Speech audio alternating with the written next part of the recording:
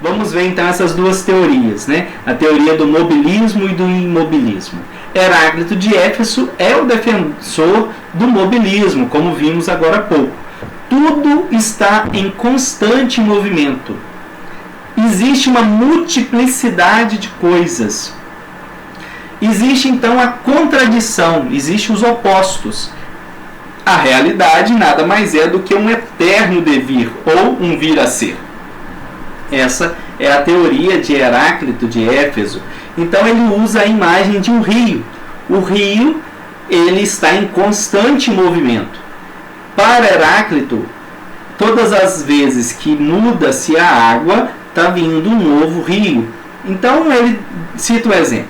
Se um homem mergulha no rio, quando o homem sai daquele rio e for mergulhar novamente, o rio não é o mesmo, pois a água que estava ali já se passou. E o homem que mergulha também não é o mesmo, porque ele já sofreu uma transformação a partir da experiência do primeiro mergulho. Então Heráclito diz, nem o rio e nem o homem são os mesmos no segundo mergulho. Então tudo está fluindo, tudo está em eterno movimento. Por isso o movimento, os opostos são origem, é arqué, na teoria dos mobilistas. Temos também a teoria dos imobilistas, né, aqueles filósofos que defendem que o ser é uno, imóvel, não criado. O grande representante dos imobilistas é Parmênides e Eleia. Parmênides defende que o ser é e não pode deixar de ser. Não há nada no ser que se transforma. Se houver transformação, é porque o ser deixou de existir.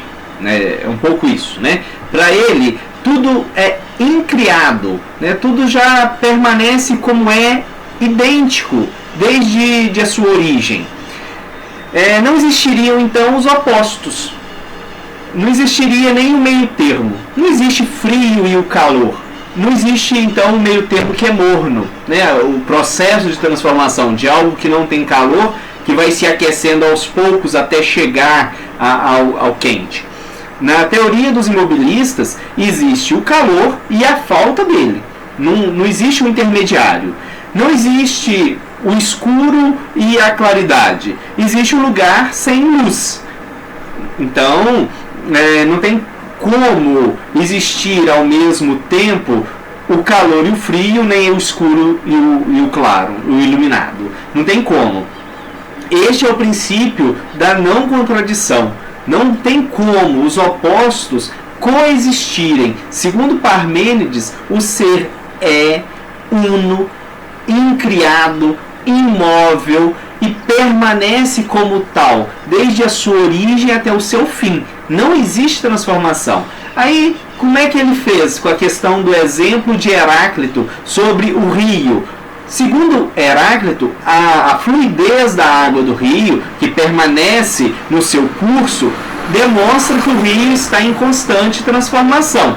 Parmênides pensa o contrário disso. Para Parmênides, a essência do rio está na fluidez. Se deixar de ser fluido, o rio se transforma, deixa de ser rio. Então, é do rio, é da essência do rio, a sua água está em constante movimento. Essa é a tese que Parmênides bate em Heráclito, porque Heráclito vê aquele movimento e acha que aquilo ali é uma transformação. O rio está deixando de ser a todo momento. Parmênides diz que não, é da essência do rio. Para ser rio, a água tem que estar em movimento. Mas nós temos então essas duas ideias. A ideia do mobilismo, que tudo está no eterno devir, tudo está em constante transformação, e a ideia do imobilismo, que é o ser como tal, desde a sua origem até o seu fim.